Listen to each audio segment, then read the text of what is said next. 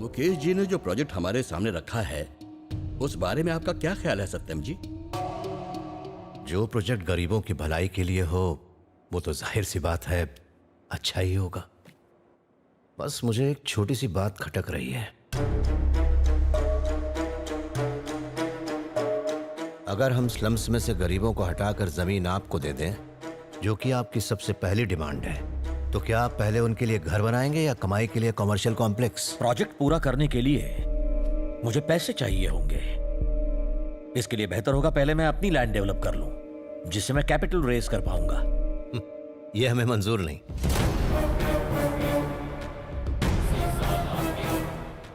अपने सपनों के घर की आस में मान लीजिए उन बस्ती वालों ने वो जगह छोड़ भी दी, और कल को अगर आपके उस कॉम्प्लेक्स के बनते बनते कोई कानूनी समस्या आ गई,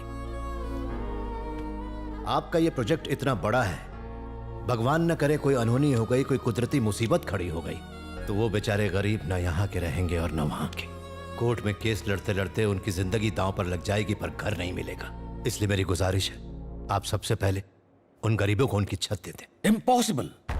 तो मेरे लिए भी ये इम्पॉसिबल है।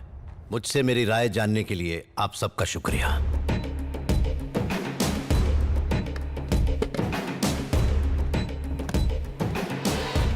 इस बात को हमें यहीं खत्म करना पड़ेगा। बाकी किसी को कोई प्रॉब्लम नहीं है, और आप एक मैकेनिक की बात सुन के प्रोजेक्ट क्लोज कर रहे हैं। अगर हमने जबरदस्ती ये प्रोजेक्ट शुरू किया तो लोग न्याय और मदद के लिए सत्यम जी के पास ही जाएंगे। इससे पहले कि कुछ बखेड़ा खड़ा हो, प्रोजेक्ट बंद करने में ही भलाई है।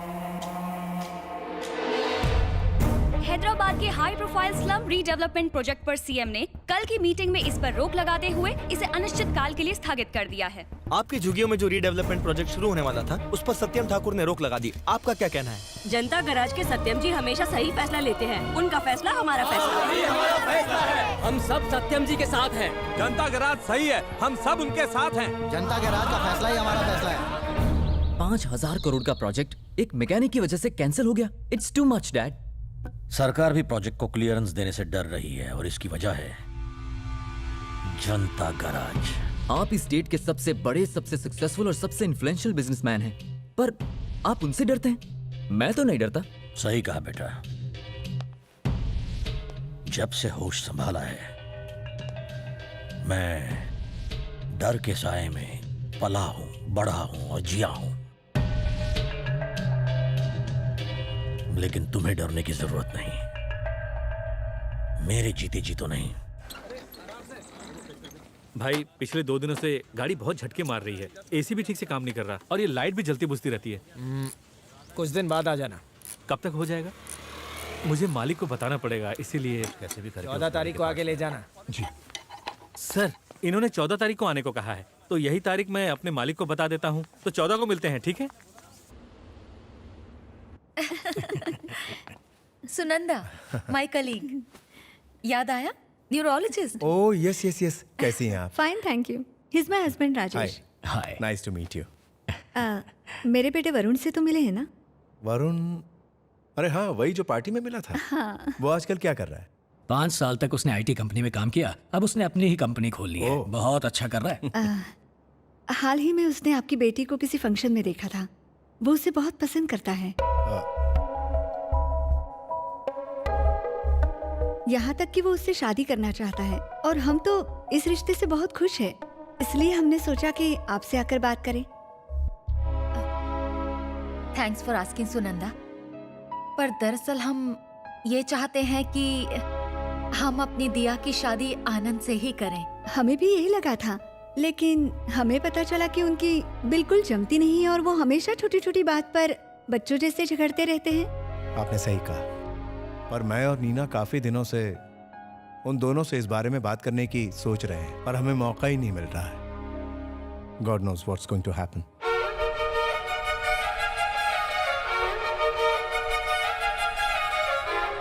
तुझे मुंबई कैसा लगा? ये मुंबई नहीं, बल्कि मेरी आजादी की पर है। फ्रीडम। तू यहाँ कौन सा कोर्स करने वाली है?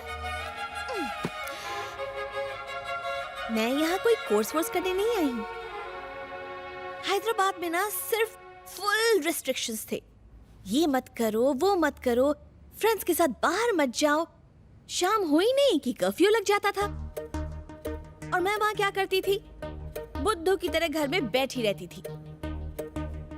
And you know the saddest part, boys मुझसे बात करने से भी डरा करते थे। You call it a life? तो आगे का प्लान क्या है?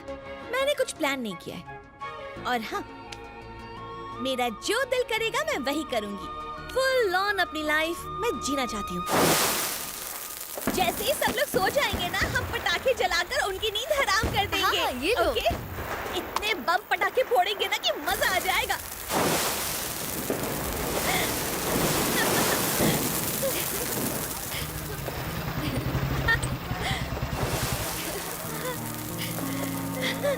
ये लो।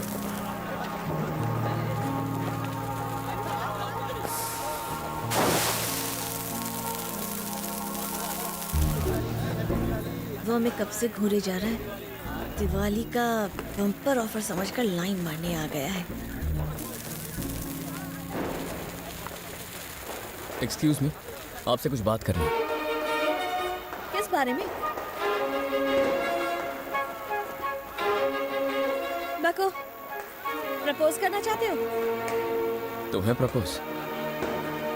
कोई चांस नहीं।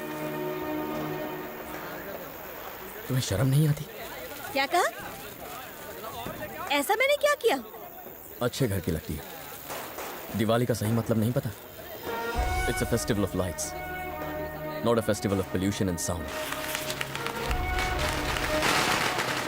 वो तो बच्चे हैं, तुम बड़ी हो, तुम्हें उन्हें गाइड करना चाहिए। जरा सा कॉमन सेंस यूज करो। टीवी में, न्यूज़पेपर्स में पोल्यूशन फ्री दिवाली के बारे में कैंपेन्स किए जा रहे हैं। हट। हे?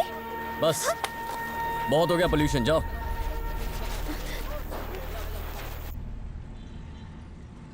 तुम्हारे बाल बहुत अच्छे हैं। ओके ओके, बहुत मस्करी हो गई, चलो काम करो। हाय, गुड बाय। अरे ये सैंपल कौन है? जब से देख रही हूँ घुरे ही जा रहा है। ठरकी है, चेयरमैन का बेटा है। लड़कियों को एकदम हवस की नजर से देखता है। अगर उससे पीछा छुड़ाना चाहती हो ना, तो उससे कह देना कि तुम्हारा कोई बॉयफ्रेंड है या तुम शादीशुदा और बच्चे भी हैं। हेलो, मेरा नाम है प्यारे लाल। आज इस बागान में नया फूल दिख रहा है। आज ही मैंने ज्वाइन किया है। आय हाय, ज्यादा काम तो नहीं है ना? मुझे कुछ मेल्स ड्राफ्ट करने हैं। अरे तो इधर घुमा दो, सैलरी का टाइम पास के लिए देते हैं। ए बाजू वाले, चल बन जा काम वाली। लव के बारे में क्या ख्याल है? अभी कॉफी पीने का ख्याल है। अरे रुको ना, लव के बारे में अपनी फीलिंग्स नहीं बताई। Love is nice. लव करती हो किसी से? मुंबई में मुझे लव कैसे हो सकता है? क्यों, मुंबई में लड़के नहीं है क्या? ऐसी बात नहीं। मुझे जब लव होगा तब मैं ऑफिस नहीं, शिवाजी पार्क, बीच या फिर किसी रोमांटिक जगह पर अपने लवर के साथ वक्त बिताऊंगी। फंस गए। अक्सा बीच जाकर सनसेट देखना मेरी रोमांटिक फैंटेसी है। तो चलो चलते हैं। पोल्यूशन। क्या?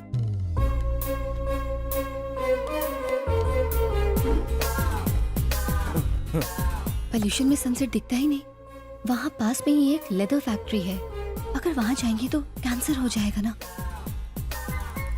प्यार में पड़कर नहीं, कैंसर से मर जाएंगे। एक्सा बीच वाली हमारी फैक्ट्री को सील कर दिया गया है। पॉल्यूशन कंट्रोल बोर्ड ने बिना नोटिस दिए रातों रात ये काम किया है। किसने ये इन्फॉर्मेशन लीक की? जिस थाली में खाया उसी में छेद किया। मैं तो कहता हूँ सबकी सैलरी रोक दो। हमें पता चला है कि हमारे ऑफिस से ही किसी ने ये इन्फॉर्मेशन लीक की है कि हमारी फैक्ट्री से कितना पॉल्यूशन होता है। बताओ कौन है वो गद्दार? मुझे ऐसी फैक्ट्री से नफरत है जो कबाब में हड्डी बन के लव में पोल्यूशन भर देती है।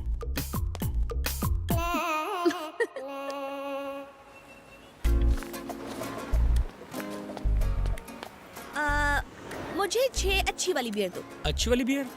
कौन सी वाली मैडम? इतने सालों से ये धंधा कर रहे हो, पता नहीं अच्छी वाली बियर कौन सी है? 6 बियर निकाल। ज्यादा ठंडी नहीं मैडम। तभी तो सुबह को ही ले रही हूँ, शाम तक फ्रिज में रखूंगी, चिल्ड पीऊंगी। ये आ गया दिमाग को चाट के भेजा फ्राई करने। Hello, morning morning. आज कौन सी स्पीच देने आए हो? लगता है आज प्रकृति बड़ी शांत है। या प्रकृति तो शांत है, इंसान ही अशांति फैलाते हैं। ये क्या लेके जा रही हो? ओह, बियर। नेचर को बिना नुकसान पहुंचाए आज शाम को मैं और मेरी फ्रेंड्स बियर पियेंगे, डोर लॉक करके टीवी देखेंगे और चखना चखते हुए बियर एंजॉय करेंगे। नहीं नहीं, मुझे प्लास्टिक बैग के अंदर क्या है उसमें कोई इंटरेस्ट नहीं है। पंगा इस बैग का है। 20 माइक्रॉन्स प्लास्टिक बैग। ये 20 माइक्रॉन्स का बैग तुम्हें कहाँ से मिला? किसने दिया ये? कहाँ से लिया बोलो?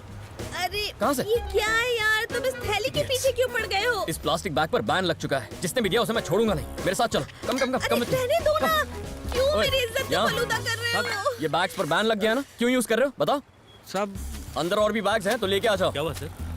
इस लड़की ने इस दुकान से बियर खरीदी है, लेकिन इसने बैन की हुई प्लास्टिक बैग में पैक की है। कैसे चलेगा बोलो? कहाँ से ली? दादर मार्केट से। निकालो जितने पैकेट्स अंदर है सब बाहर निकालो।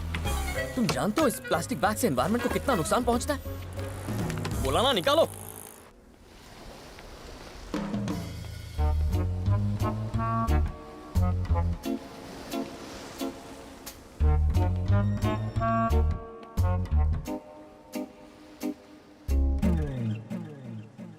मॉर्निंग में एलबी केमिकल्स में मैंने जॉब ज्वाइन की।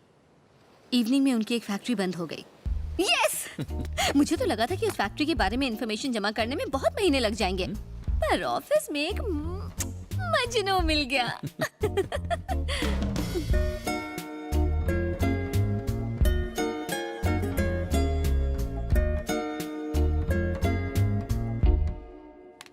हाँ, मुझे लगा ही था।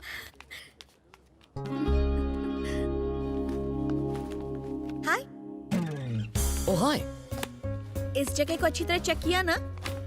ये कप ओके है ना? परफेक्ट। ये पेपर कप है। It can be recycled. Please stop it यार। ये फ्रेंड है? इस ज्ञान बाबा के अलावा तुम्हें और कोई नहीं मिला? क्यों अच्छी खासी लाइफ को वेस्ट किए जा रहे हो यार? कभी पटाखों के पीछे पड़ते हो, कभी प्लास्टिक की थैलियों की। तुम्हारी लाइफ में फन जैसी कोई चीज ही नहीं है ना? यू नो व्हाट, कल हम कुछ तूफानी करने का सोच रहे हैं। तुम चाहो तो चल सकती हो। वर्ली सी face, 6 o'clock in the morning. See you.